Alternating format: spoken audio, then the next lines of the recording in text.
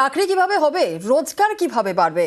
মোদী সরকারের বাজেটে কর্মসংস্থান নিয়ে তো কোনো দিশাই নেই, এমনই অভিযোগ বিরোধীদের।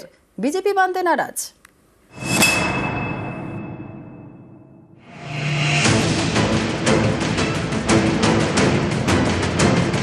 ভারতের জনসংখ্যার বড় অংশই যুব সম্প্রদায়ের, ফলে যে সরকারি ক্ষমতায় থাকুক না কেন কর্মসংস্থান বড় মাথা ব্যথা। তাই বাজেটের আগে প্রতিবারই কৌতূহল থাকে কর্মসংস্থান নিয়ে এবার কি আছে বাজেটে। বিরোধীদের দাবি, স্কিল ডেভেলপমেন্ট নিয়ে একগুচ্ছ ঘোষণা থাকলে চাকরি বা কর্মসংস্থান কিভাবে হবে তার কোনো দিশা নেই মোদী সরকারের এবারের বাজেটে অবশ্য একাধিক উদ্যোগের কথা ঘোষণা করেছেন কেন্দ্রীয় অর্থমন্ত্রী নির্মলা সীতারামন, যার মধ্যে অন্যতম ক্ষুদ্র এবং মাঝারি উদ্যোগ। এই খাতে 10,000 কোটি টাকার গ্রোথ ফান্ড বরাদ্দ করা হয়েছে। ছোট ব্যবসায়ীদের উৎসাহ দিতে আরও 2,000 কোটি টাকা বরাদ্দ করা হয়েছে। এছাড়াও স্বনির্ভর করার লক্ষ্যে একাধিক উদ্যোগের ঘোষণা রয়েছে বাজেটে।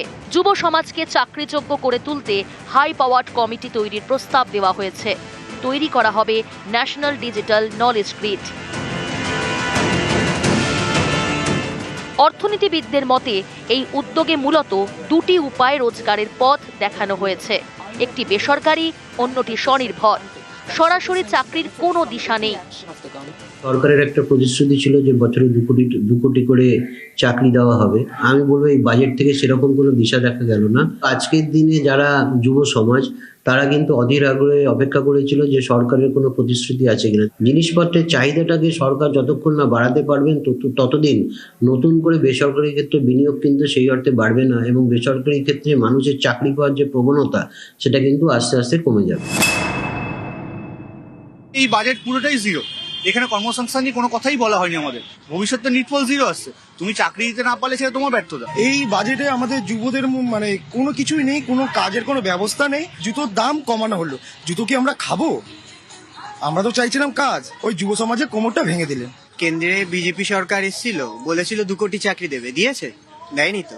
কোনোদিনই এরা সাধারণ মানুষের জন্য কিছু ভাবেনি।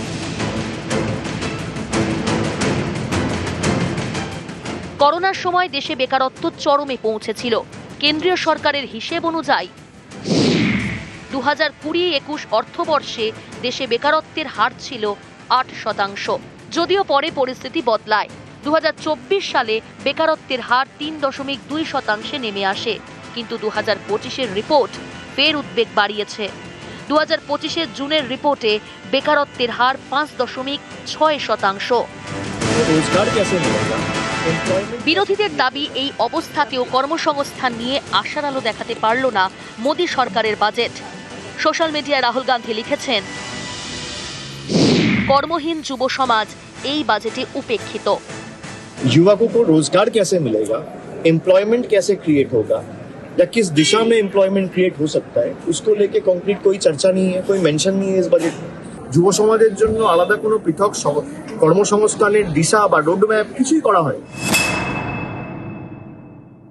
In Viksit Bharat Young Leaders Dialogue 2026, several innovative ideas were shared with our Prime Minister, which have inspired many of the proposals, making this a unique युवा शक्ति driven budget.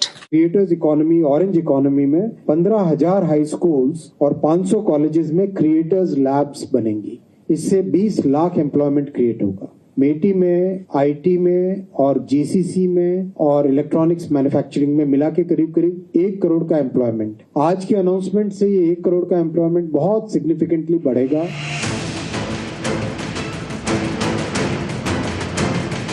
নিউজ 18 বাংলা।